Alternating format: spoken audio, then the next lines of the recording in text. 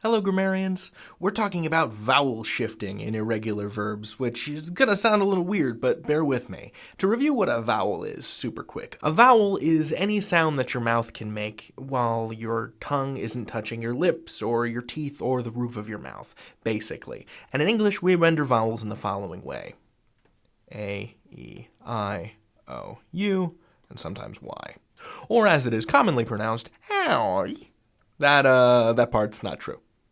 But here is what's true, is that you produce vowels from different parts of your mouth.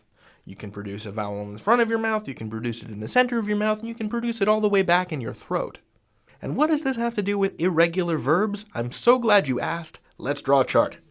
So I'm going to put three things on this chart.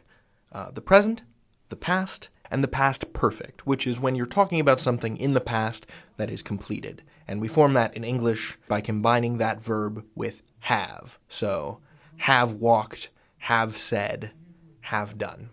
Now, in most cases, with most regular verbs, the past perfect and the past form are the same thing. But in some very rare cases, and that's why we're talking about these, they're different. And let's begin with the first one. In the present tense, we say, I sing. In the past tense, we would say, she sang. And in the past perfect, you would say, they have sung. So it's weird, right? Because the vowel changes. This vowel sound, actually bounces along your mouth. It goes from front to middle to back as you go further and further back in time. Which I think is really cool. Same thing with the word drink. In the present tense, it's I drink. In the past tense, it's I drank. And in the past perfect, it's I had drunk.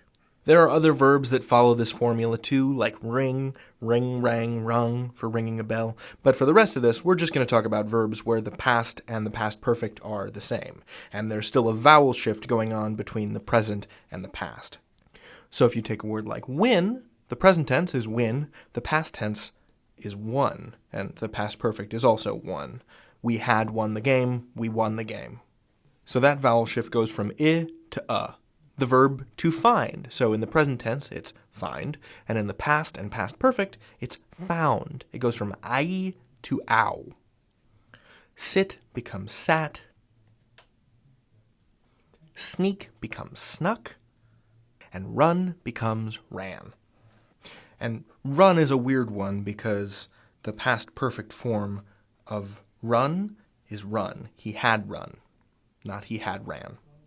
And those are some of the front to back sound shifts, it, at, or it, or I to ow, that you will encounter when you're learning irregular verbs in English. You can learn anything. David out.